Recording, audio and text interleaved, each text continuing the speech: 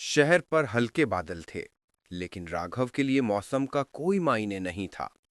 उसके दिन असल में दो हिस्सों में बटे थे। एक, जब वो गैरेज में औजारों के बीच घूमता था।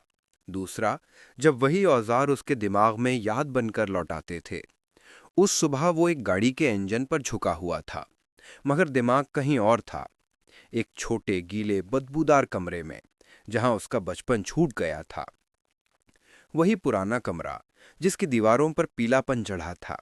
कोने में मिट्टी के तेल और पुराने ग्रीस की मिली जुली गंध रहती थी। बीच में लोहे की मेज, और मेज पर रखा एक टेढ़ा सा टूल बॉक्स। ढक्कन थोड़ा मुड़ा हुआ, किनारे घिसे हुए, पर अंदर रखी चीजें हमेशा सीधी लाइन में। बोर्ड पर नाम लिखा रहता था, मदन ऑटो सर्विस। लेकिन अंदर जो चलता था उसमें न आराम था न नरमी। यही उसके पिता का गैराज था, और यही उसका खेल का मैदान। वो 7-8 साल का रहा होगा जब पहली बार पिता ने उसे उस टूल बॉक्स के पास खड़ा किया था। सख्त आवाज में बोले थे, औजार की इज्जत करना सीख, इन्हीं से पेट भरता है। उस दिन से बाकी बच्चे मैदान में भागते रहे, और छोटा राघव मेज के उस कोने के आसपास घूमता रहा। उसके लिए खिलौने नहीं, स्पैनर और स्क्रू ड्राइवर थे। खेल नहीं, औजारों की गिनती थी। दिन में पिता कम बोलते, बस काम करते, पर शाम होते होते उनके लहजे में शराब और झुंझलाहट उतर आती। अगर कभी कोई ग्राहक औजार गलत जगह रख देता तो पहले ऊंची आवाज, फिर हाथ चलने में देर नहीं लगती। बहुत बार बात बस इतने से शुरू होती, ये पाना इधर किसने रखा, और खत्म इस पर होती कि छोटा राघव कोने में बैठा आंसू पोंछ रहा है, और दीवार पर औजार की चोट का नया निशान जुड़ जाता है। एक शाम उसे बहुत साफ याद रहती है। बारिश अभी अभी थमी थी, हवा में नमी थी। पिता ने पहली बार उसे खुद टूल बॉक्स समेट नहीं दिया। बोले, सब कुछ लाइन में होगा, सबका मुंह एक दिशा में, कोई उल्टा नहीं, कोई घूमकर नहीं। बच्चा राघव पूरी लगन से लगा रहा। बड़े स्पानर एक तरफ, छोटे अलग, स्क्रू ड्राइवर सीधी कतार में, प्लायर बराबर दूरी पर। उसे लगा इस बार तो शाबाशी मिलेगी। पिता अंदर आए, कुछ पल चुपचाप देखते रहे, फिर अचानक एक रिंज उठाया। ये बाकी से अलग क्यों है? उन्होंने तेज नजर से पूछा। राघव ने घबराकर औजारों की ओर देखा। उसे बस चमकती धातु दिखी, दिशा नहीं। अगले ही क्षण रेंच दीवार से टकराया। तेज आवाज पूरे कमरे में गूंजी और वो पीछे हट गया। उस रात उसे पहली बार महसूस हुआ कि औजार सिर्फ काम के नहीं, डर के भी जरिया बन सकते हैं। तब से दिशा, सीध और लाइन उसके लिए जिद बन गई।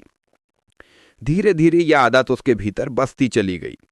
अगर कोई स्क्रू ड्राइवर जरा सा भी टेढ़ा दिखता तो उसे चैन नहीं आता।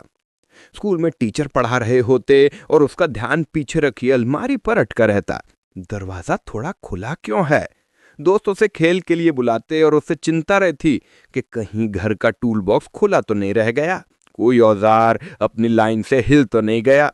उसे लगता अगर डब्बा गड़बड़ा गया तो अगला दिन खराब होगा।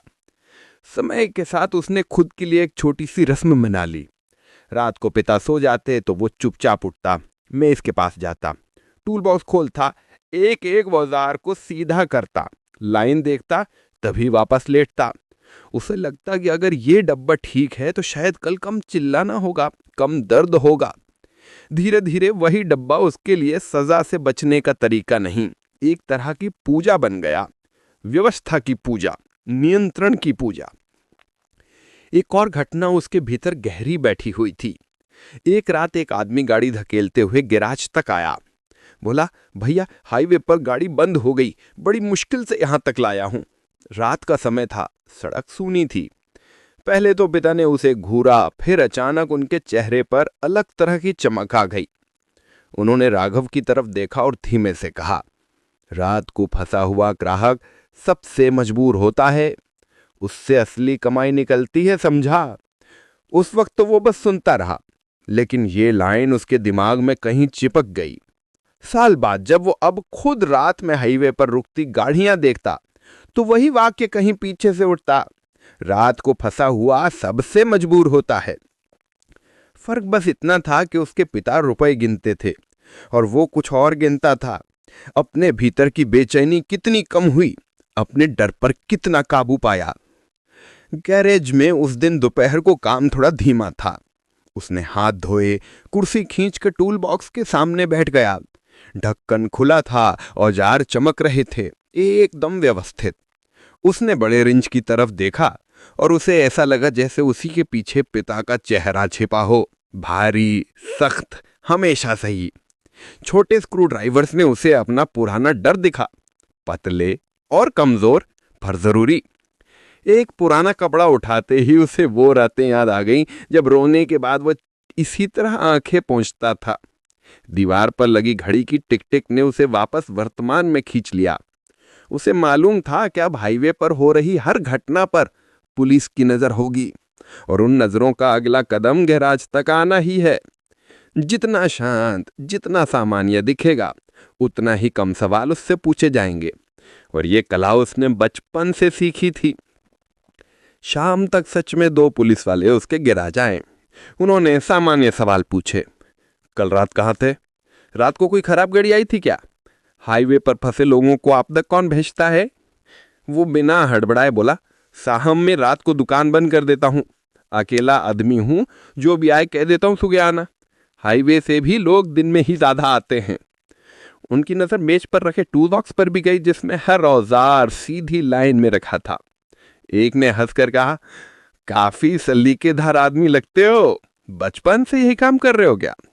राघव ने छोटा सा जवाब दिया, हाँ, बचपन से यही देखा है। वो उसका नंबर लेकर हर सामान्य हिदायतें देकर चले गए।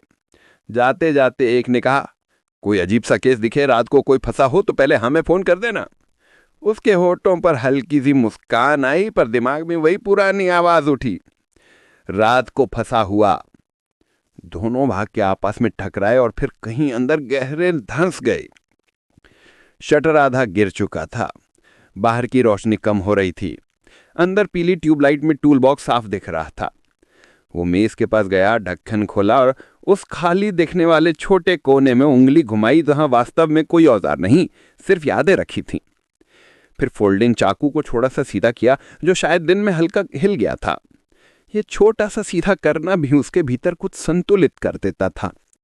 उसे मालूम था कि चाहे वो कितनी ही गाड़ियां ठीक करे, कितने ही ग्राहक बदल जाएं, वो छोटा सा बच्चा कहीं ना कहीं इसी डब्बे के आसपास बैठा है, जो मार से बचने के लिए औजार सीधा करता था। बस अब सजा देने वाला कोई और नहीं, वही खुद था। और औजार सिर्फ गाड़ियों पर नहीं, लोगों की किस्मत पर भी चलते थे।